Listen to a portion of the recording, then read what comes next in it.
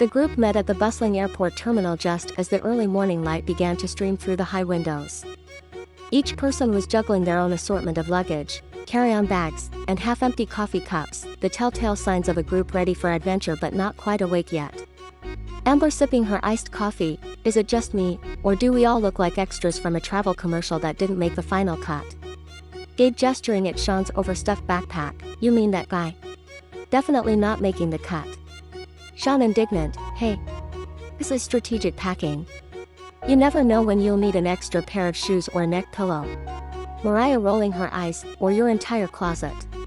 The banter flowed easily as they shuffled toward the security line, where Gabe, always the organizer, decided to establish some rules.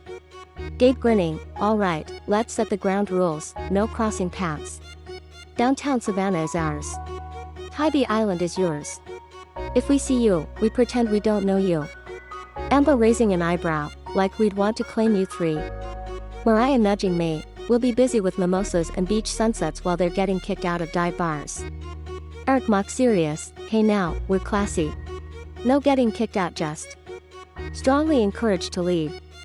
The group burst into laughter, their teasing echoing as they handed over their boarding passes. After clearing security, they found themselves seated together at the gate. Mariah and Amber were scrolling through TikTok videos of Tybee Island hotspots, occasionally holding their phones up to show Mei. Amber excitedly, look at this beach bar. Live music and neon drinks. This is happening. Mei smiling, you had me at neon drinks. Meanwhile, Eric, Gabe, and Sean were plotting their itinerary, poring over a Savannah map app on Gabe's phone. Gabe, first stop is this rooftop bar with a view of the river. Then we hit that speakeasy with the secret entrance. Sean leaning back smugly, and by secret, they mean everyone posts it on Instagram. Eric leaning toward Mei, don't listen to them. We're doing important cultural research. Mei teasing, sure, and I'm sure your research will require 3 rounds of bourbon tasting. Eric grinning, 4 rounds minimum. It's called commitment. When their group was called to board, they made a spectacle of it, waving their boarding passes like VIP passes to an exclusive club. Sean to the flight attendant, excuse me, is this the party flight to Savannah? The flight attendant, unfazed, handed him his ticket back with a smile. Flight attendant, only if you keep the noise down. Once on board, their seats were all in the same row, ensuring the energy wouldn't die down. Amber as she stored her carry-on. This plane isn't ready for us. Mariah sitting next to Mei, it's not ready for you. As the plane took off, the banter continued, fueled by the excitement of their upcoming adventures. Mei leaned back in her seat, glancing at Eric, who was seated across the aisle with Gabe and Sean. Eric texting Mei, don't forget to miss me. Mei texting back, don't make it too hard. The group settled into an easy rhythm of jokes and stories, their excitement contagious enough that even the passengers around them smiled.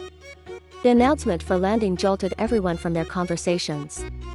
As the plane touched down, a round of cheers erupted from their row, drawing amused looks from the other passengers. Amber grinning, we made it. Savannah better be ready. A baggage claim, they gathered their luggage and took a quick group photo in front of a large Welcome to Savannah sign. Mariah holding up her phone, all right, say trouble. Gabe grinning, you mean troublemakers. With one final round of hugs, they split into their respective groups, each heading to their rental cars with plans to own their respective parts of Savannah. Eric calling after the women, behave yourselves. Amber shouting back, never. The adventure had officially begun. Eric, Gabe, and Sean checked into their boutique hotel nestled in the heart of Savannah, a charming blend of modern luxury and historic charm. The warm, welcoming aroma of fresh-cut flowers in the lobby was a stark contrast to the mischievous energy crackling between the 3 men. Sean throwing his bag onto the bed, all right, boys, first stop rooftop bars. Then we'll hit the ghost tours. Nothing says bachelor party like haunted mansions and overpriced drinks. Rick raising an eyebrow, ghost tours. Are we here to celebrate, or are you trying to make me rethink my life choices? Gabe grinning as he unpacked his bag, we can do both. Classy bar crawl by day, haunted adventures by night. Balance is key. Eric laughing, I'll take your word for it. Just remember, I have a wedding to make it to. No broken limbs, Sean. Sean mock offended, please, I'm a responsible adult. Well, mostly. Eric, Gabe, and Sean checked into their boutique hotel nestled in the heart of Savannah, a charming blend of modern luxury and historic charm. The warm, welcoming aroma of fresh-cut flowers in the lobby was a stark contrast to the mischievous energy crackling between the three men. Sean throwing his bag onto the bed, "All right, boys, first stop rooftop bars.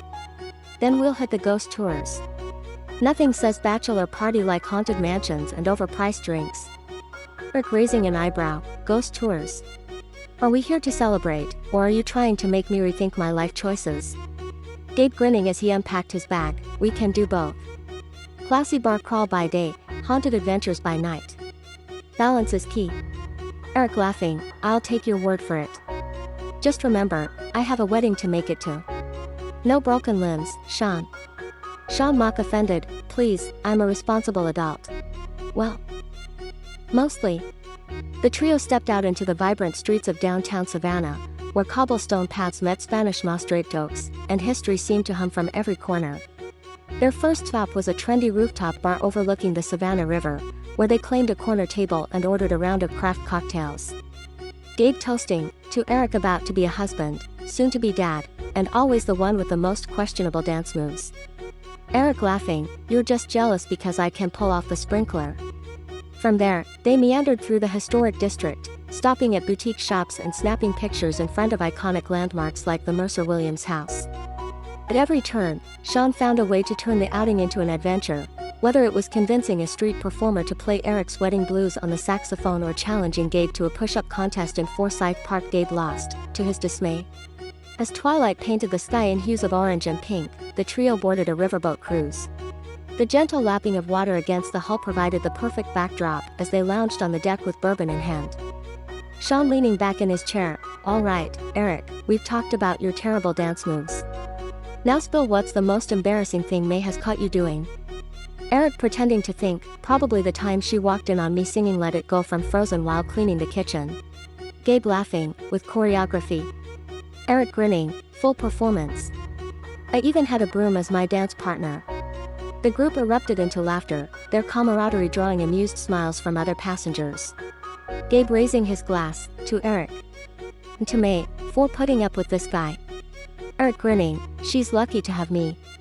Sean, "And you're lucky she hasn't recorded one of your Let It Go moments and sent it viral." Back on land, the group wandered into one of Savannah's historic pubs, where a live band played a mix of blues and folk music. Sean, ever the instigator, challenged a local to a game of darts, somehow managing to lose spectacularly while still making friends with half the bar. When the band took a break, Eric found himself in a deep conversation with the bartender about Savannah's history, while Gabe and Sean discussed whether they should attempt karaoke later. Sean nudging Eric, "Come on, history buff. We're here to party, not write a dissertation." Eric grinning, "You're just jealous because I'm learning more than you." Gabe mock serious, "Let's channel that energy into something productive. Like figuring out how to win that crowd at karaoke." The trio wrapped up their night by visiting a speakeasy hidden behind an unassuming bookstore facade. Inside, they toasted one last time, raising their glasses in celebration of friendship, love, and the chaos yet to come. Eric sincerely, "Thanks for making this trip special, guys. You're the best." Sean grinning, "You only get married once, Eric." "Well, hopefully." As they left the speakeasy and headed back to their hotel, the warm Savannah air buzzing with nightlife energy, Eric couldn't help but feel grateful. The weekend had just begun, and already, it was shaping up to be unforgettable. The car rolled to a stop in front of their beachfront rental, a charming pastel-colored cottage adorned with seafoam shutters and surrounded by a lush garden of wildflowers. The rhythmic crash of waves echoed in the background, immediately melting away the stress of travel. Amber racing to the deck, "This is it. This is the life. I'm never leaving." Mei laughing as she lugs her suitcase inside, "You say that every trip." Mariah grinning, already rifling through her bag, "And yet, she always leaves. But not before taking all the complimentary toiletries." Amber pointing dramatically, "Don't judge me. Those mini shampoos are treasures." The women explored the cottage, gushing over its cozy coastal decor and the way the sea breeze filtered through the open windows. Mariah found the champagne in the fridge and popped it with flair, sending a cascade of bubbles over the counter. Mariah holding up her glass, to Mei. Soon to be Mrs. Eric Johnson, Queen of Tybee Island for the weekend, and our forever favorite bride-to-be. Amber clinking her glass against Mei's, here's to love, laughter, and unlimited cocktails. Mei smiling, touched, you two are the best. Let's make this weekend unforgettable. They spent the afternoon sprawled out on the sandy beach, their laughter carried by the ocean breeze. Amber set up a makeshift cabana with colorful beach towels and umbrellas, while Mariah managed the playlist, alternating between nostalgic college hits and breezy tropical tunes. Amber sipping her daiquiri, remember that time Mei tried to surf in Cancun and ended up body slamming a tourist? Mariah doubling over with laughter, he thought it was a shark attack. Poor guy ran straight into the lifeguard tower. Mei groaning, covering her face, can we not bring up my most embarrassing moments? Amber, oh, sweetie. That wasn't your most embarrassing moment. Should we discuss the karaoke incident in Vegas? Mei, no. We should not. As the sun dipped lower in the sky, painting the horizon in shades of pink and gold, Amber held up her phone, declaring it time for a sunset photo shoot. Amber waving her arms, all right, ladies. Sunset glow, ocean backdrop, and a lot of posing. Let's make the gram jealous. Mariah grabbing Mei's hand, come on, bride. Time to show off that ring in every single shot.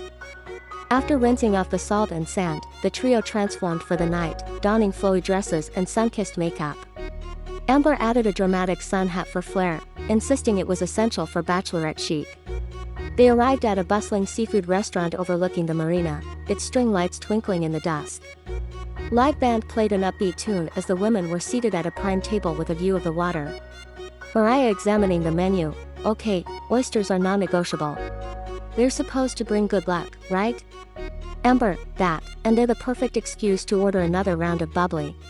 As they feasted on fresh oysters, crab cakes, and buttery shrimp scampi, the conversation turned sentimental. Mariah raising her glass, Mei, you've been through so much, and you've come out stronger every time.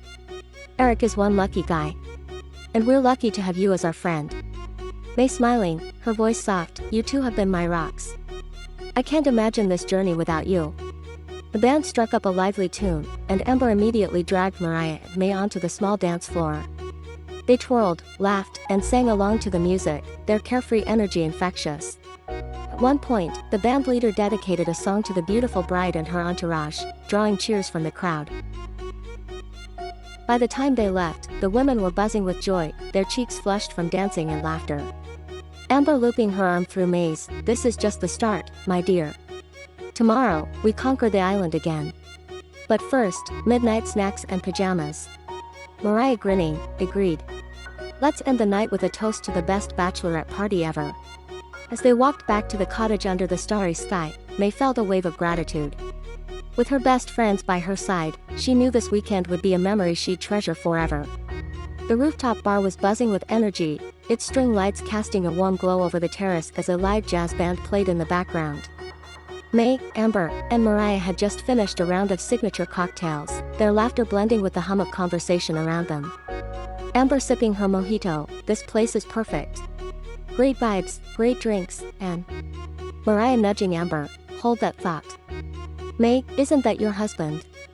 Mei followed Mariah's gaze, her jaw dropping as she spotted Eric standing near the bar, laughing with Sean and Gabe. Mei pointing dramatically, no way. Is that Eric? The same moment, Eric turned, locking eyes with Mei. His expression shifted from surprise to amused guilt. Eric raising his hands in mock surrender, oh no. We've been caught. Gabe and Sean turned to see what Eric was looking at, their faces breaking into identical grins when they noticed Mei and her friends. Sean grinning, I knew Tybee Island couldn't hold you three forever. Mariah walking over, arms crossed, and I knew downtown Savannah would chew you up and spit you out. The groups merged in the middle of the terrace, their collective energy drawing curious looks from nearby patrons. Amber pretending to inspect Eric, so, Mr. Johnson, how's the bachelor party treating you? Any ghost sightings yet? Eric with a smirk, plenty. Gabe's dance moves were so bad last night, the spirits probably came back to haunt us. Gabe mock offended, hey. Those moves are a hit on TikTok. Mariah laughing, a hit for all the wrong reasons. Sean, meanwhile, you three were probably sipping champagne and talking about skincare routines. Mei, actually, we were plotting world domination, but go off, Sean. As the banter settled into laughter, Amber flagged down a server and ordered a round of drinks for everyone.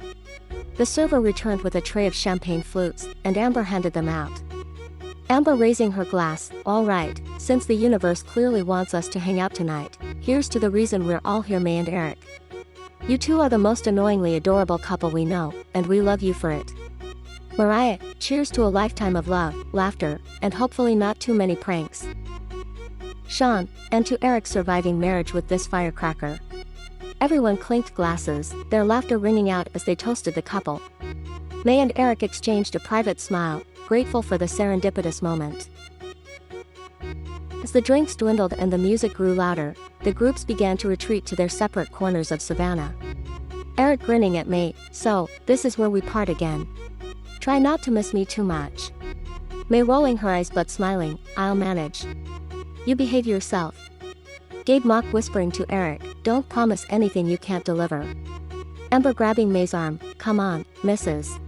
Johnson. You've got big plans involving karaoke and regret. With a final round of goodbyes and a playful exchange of stay on your side of town jokes, the groups separated, heading back into their respective adventures.